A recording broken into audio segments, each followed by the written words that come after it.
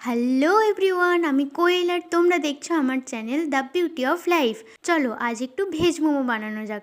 মোমো বানানোর জন্য নিয়েছি একটা মাঝারি সাইজের পেঁয়াজ, আধখানা টমেটো, কয়েকটা লঙ্কা কুচি আর কিছুটা ধনেপাতা কুচি, আর একটা হাফ বাঁধাকপিকে ভাপিয়ে তার জলটাকে ফেলে দিয়েছি।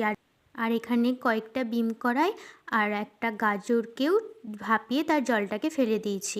এরপর কড়া গরম হয়ে এলে এখানে দিলাম আমি তেল। তারপর তেলটা গরম হয়ে এলে এখানে দিলাম হচ্ছে পেঁয়াজ কুচিগুলো। একটা টিপস বলি, পেঁয়াজটা তাড়াতাড়ি সিদ্ধ হয়ে যাওয়ার জন্য সামান্য লবণ ছড়িয়ে দেবে। আমিও এখানে সামান্য লবণ ছড়িয়ে দিলাম। তারপর দিলাম হচ্ছে টমেটো কুচি, তারপর দিলাম ভাপিয়ে রাখা বিম কড়াই আর গাজর। তারপর এটা একটু নাড়াচাড়া করার পর দিলাম হচ্ছে বাঁধাকপিটা।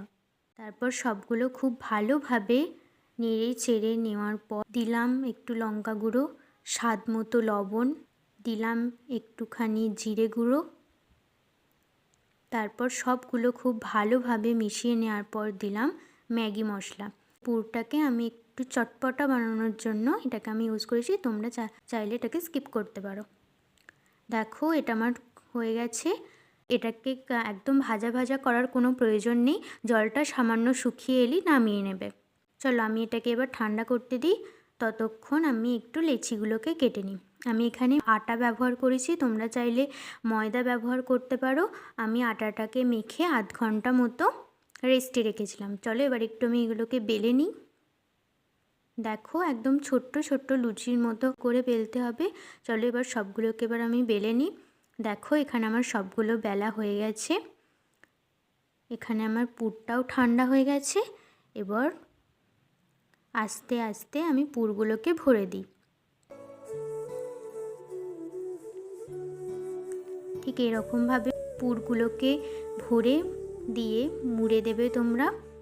এই মোড়াগুলো যেন একদম না খুলে যায়, খুব ভালোভাবে মুড়ে নেবে। চলো এগুলোকে এবার সবগুলো করে নিই। দেখো এখানে আমার সবগুলো করা হয়ে গেছে। এবার এটাকে আমি স্টিম করতে দেবো। স্টিম করতে দেওয়ার জন্য আমি এই ঝাঁঝরিটা নিয়েছি। এবার একটু এটার মধ্যে সর্ষের তেল মাখিয়ে নেব। তোমরা চাইলে এখানে সাদা তেলও ব্যবহার করতে পারো। মোমোগুলো যাতে একটার সাথে একটা না চিপকে যায় তার জন্য এই তেলটাকে ব্যবহার করা হয়। দেখো এখানে আমার সবগুলো ঝাঁঝরির মধ্যে সাজানো হয়ে গেছে। হাফ টেস্কি মতো জল গরম করতে দিয়েছিলাম, জলটা হালকা হালকা গরম হয়ে এসেছে। এবার আমি এটাকে স্টিম করতে দেব। দেখো এখানে আমি ঢাকনা দিয়ে দিলাম। এই সময় অবশ্যই গ্যাসের ফ্লেমটাকে মাঝারি করে রাখতে হবে। এবার এইভাবে আমি 20 মিনিট মতো স্টিম করতে রেখে দেব। মিনিট হয়ে গেছে। 20 মিনিট পর আমি খুললাম এটাকে।